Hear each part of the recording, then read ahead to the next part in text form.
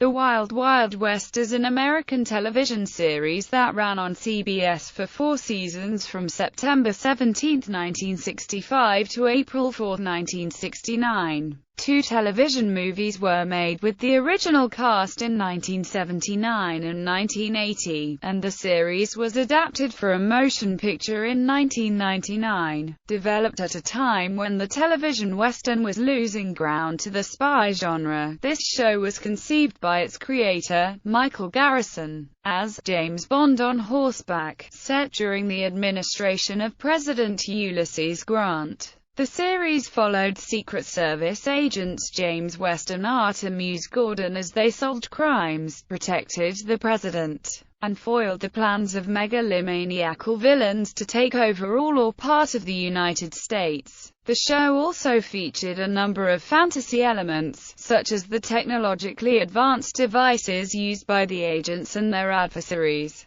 The combination of the Victorian-era timeframe and the use of Vernesque technology has inspired some to give the show credit as being one of the more visible origins of the steampunk subculture. These elements were accentuated even more in the 1999 movie adaptation. Despite high ratings, the series was cancelled near the end of its 4th season as a concession to Congress over television violence. Concept summary. The Wild Wild West told the story of 2 Secret Service agents, the fearless and handsome James T. West, and Artemus Gordon, a brilliant gadgeteer and master of disguise. Their unending mission was to protect President Ulysses S. Grant and the United States from all manner of dangerous threats. The agents traveled in luxury aboard their own train, the Wanderer, equipped with everything from a stable car to a laboratory. James West had served as an intelligence and cavalry officer in the U.S. Civil War. His cover, at least in the pilot episode, is that he is a dandy, a high roller from the East. Thereafter, however, there is no pretense, and his reputation as the foremost Secret Service agent often precedes him. According to the TV movies, West retires from the service by 1880 and lives on a ranch in Mexico. Gordon, who was a captain in the Civil War, had also been in show business. When he retires in 1880, he returns to performing as the head of a Shakespeare traveling players troupe.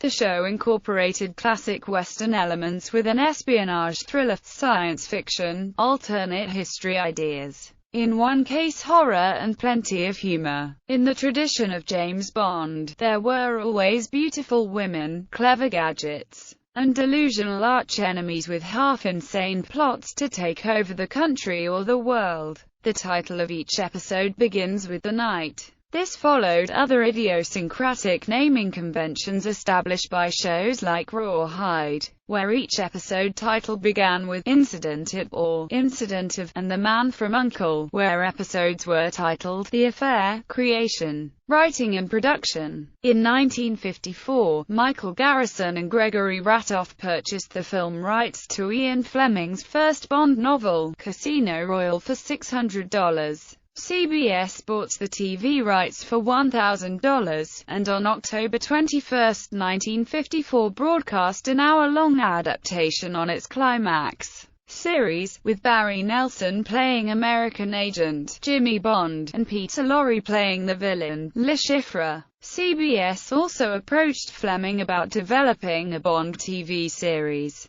In 1955, Ratoff and Garrison bought the rights to the novel in perpetuity for an additional $6,000 and pitched the idea to 20th Century Fox. The studio turned them down. After Ratoff died in 1960, his widow and Garrison sold the film rights to Charles K. Feldman for $75,000. Feldman eventually produced the spoof, Casino Royale, in 1967. By then, Garrison and CBS had brought James Bond to television in a unique way. The pilot episode, The Night of the Inferno, was produced by Garrison and, according to Robert Conrad, cost $685,000. The episode was scripted by Gilbert Ralston, who had written for numerous episodic TV series in the 1950s and 1960s. In a later deposition, Ralston explained that he was approached by Michael Garrison, who said he had an idea for a series, good commercial idea, and wanted to know if I could glue the idea of a Western hero and a James Bond type together in the same show. Ralston said he then created the Civil War characters, the format, the story outline and 9 drafts of the script that was the basis for the television series. It was his idea, for example, to have a secret agent named Jim West who would perform secret missions for President Ulysses S. Grant. As indicated by Robert Conrad on his DVD commentary, the show went through several changes in producers in its first season.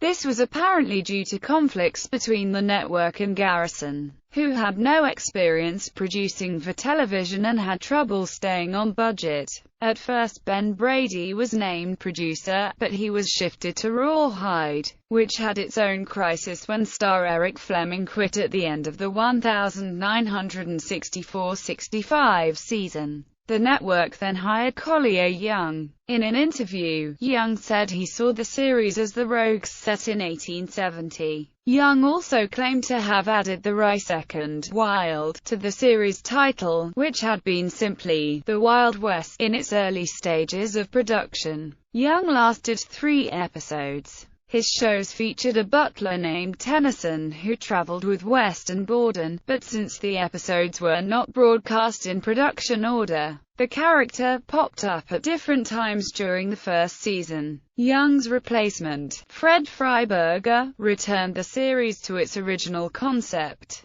It was on his watch that writer John Newbould, inspired by a magazine article on Michael Dunn, created the arch-villain Drive, Miguelito Loveless. Phoebe Doran, who played Loveless' assistant, Antoinette, recalled, "Michael Garrison came to see our nightclub act when he was in New York. Garrison said to himself, Michael Dunn would make the most extraordinary villain. People have never seen anything like him before, and he's a fabulous little actor and he's funny as hell." And Garrison felt, if Michael Dunn sang on every show with the girl, it would be an extraordinary running villain. He came backstage and he told us who he was, and he said he was going to do a television show called The Wild Wild West and we would be called. We thought, yeah, we've heard all that before, but he did call us and the show was a fantastic success. And that's how it started, because he saw the nightclub act. Loveless was introduced in the show's 6th produced but 3rd televised episode.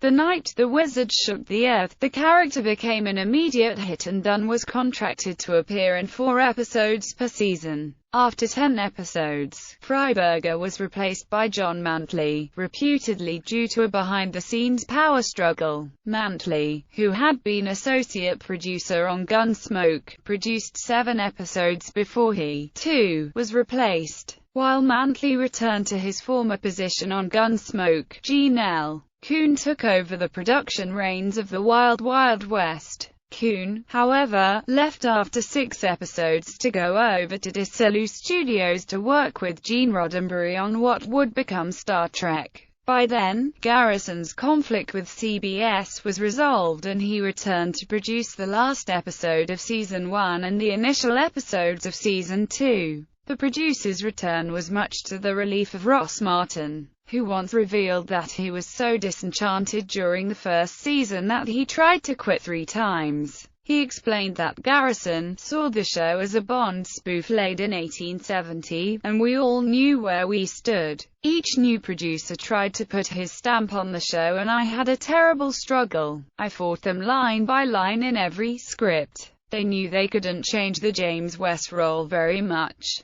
but it was open season on Artemus Gordon because they had never seen anything like him before. On August 17, 1966, however, during production of the new season's 9th episode, The Night of the Ready-Made Corpse, Garrison fell down a flight of stairs in his home, fractured his skull, and died. CBS brought in Bruce Lansbury, head of programming in New York, to produce the show for the remainder of its run. The Wild Wild West was filmed at CBS Studio Center on Radford Avenue in Studio City in the San Fernando Valley. The 70-acre lot was formerly the home of Republic Studios, which specialized in low-budget films including westerns starring Roy Rogers and Gene Autry and Saturday morning serials. CBS had a wall-to-wall lease on the lot starting in May 1963, and produced Gunsmoke and Rawhide there, as well as Gilligan's Island. The network bought the lot from Republic in February 1967 for $9.5 million. Beginning in 1971, MTM Enterprises became the studio center's primary tenant. In 1995, the lagoon set that was originally constructed for Gilligan's Island was paved over to create a parking lot. Characters. Casting before the Wild Wild West. Robert Conrad played Private Eye Tom Loparker in ABC's Hawaiian Eye for 4 seasons, 1959–63. Conrad claimed to be the 17th actor to test for the role of James West. Conrad performed nearly all of his own stunts on the Wild Wild West. For the first few episodes we tried stuntmen, Conrad explained, but the setup time slowed production down, so I volunteered. Things started moving quicker when I took the jumps and the spills. We started meeting the budget. He was occasionally doubled on the more dangerous stunts by Louis Elias or Chuck O'Brien. On January 24, 1968, however, during filming of The Night of the Fugitives, Conrad fell 12 feet from a chandelier onto a concrete floor and suffered a concussion. As a result, production of the series ended 2 weeks early. Conrad spent weeks in the hospital, and had a long convalescence slowed by constant dizziness. The episode was eventually completed and aired during the 4th season, with footage of the fall left in. Prior to the Wild Wild West, Ross Martin co-starred in the CBS series Mr. Lucky from 1959 to 1960, portraying Mr. Lucky's sidekick, and Ammo. The series was created by Blake Edwards, who also cast Martin in his films Experiment in Terror and The Great Race. Martin once called his role as Artemus Gordon a show-off's showcase, because it allowed him to portray over 100 different characters during the course of the series, and perform dozens of different dialects. Martin sketched his ideas for his characterizations and worked with the makeup artist to execute the final look. Martin was nominated for an Emmy in 1969. Martin broke his leg in a 4th season episode, The Night of the Avaricious Actuary. A few weeks later, after completing The Night of Fire and Brimstone, Martin suffered a heart attack on August 17, 1968. Martin's character was replaced temporarily by other agents played by Charles Aidman, Alan Hale, Jr., and William Shallot. Aidman said the producers had promised to rewrite the scripts for his new character, but this simply amounted to scratching out the name of Artemus Gordon, and penciling in Jeremy Pike. Pat Paulson is frequently thought of as a Martin substitute, but he in fact appeared in one of Aidman's episodes, and his character would have been present even if Martin appeared. Villains. The show's most memorable recurring arch-villain was Dr. Miguelito Quixote Loveless, a brilliant but megalomaniacal dwarf portrayed by Michael Dunn. Like Professor Moriarty for Sherlock Holmes, Loveless provided West and Gordon with a worthy adversary, whose plans could be foiled but who resisted all attempts to capture him and bring him to justice. Initially he had 2 constant companions, the huge Voltaire, played by Richard Kiel, and the beautiful Antoinette, played by Dunn's real-life singing partner, Phoebe Doran. Voltaire disappeared without explanation after his 3rd episode, and Antoinette after her 6th. According to the TV movie The Wild Wild West Revisited, Loveless eventually dies in 1880 from ulcers, brought on by anger and frustration at having his plans consistently ruined by West and Gordon. Though several actors appeared in multiple villainous roles, only one other character had a second encounter with West and Gordon. Count Manzepi, a diabolical genius of black magic and crime, who, like Dr. Lovelace, had an escape plan at the end. Agnes Moorehead won an Emmy for her role as Emma Valentine in The Night of the Vicious Valentine. Some of the other villains were portrayed by Leslie Nielsen, Martin Landau, Burgess Meredith, Boris Karloff, Ida Lupino, Carol O'Connor, Ricardo Montalban, Robert Duvall, Ed Asner, and Harvey Korman. While the show's writers created their fair share of villains, they frequently started with the nefarious, stylized inventions of these madmen and then wrote the episodes to capitalize on these devices. Henry Sharp, the series story consultant, would sketch the preliminaries of the designs, and give the sketch to a writer, who would build a story around it. Episodes were also inspired by Edgar Allan Poe, G. Wells, and Jules Verne. Recurring characters: Drive, Miguelito Quixote Lovelace, 10 episodes. The Agent's Nemesis, Colonel Richmond, 10 episodes. Weston Gordon's control officer in the Secret Service, President Ulysses S. Grant, 7 episodes. Antoinette, 6 appearances. Loveless female companion, often seen playing a piano or string instrument and singing duet with Lovelace. Jeremy Pike, 4 episodes. One of several agents paired with Jim during Artemis' absence in the 4th season, appears in the final Loveless episode, The Night of Miguelito's Revenge.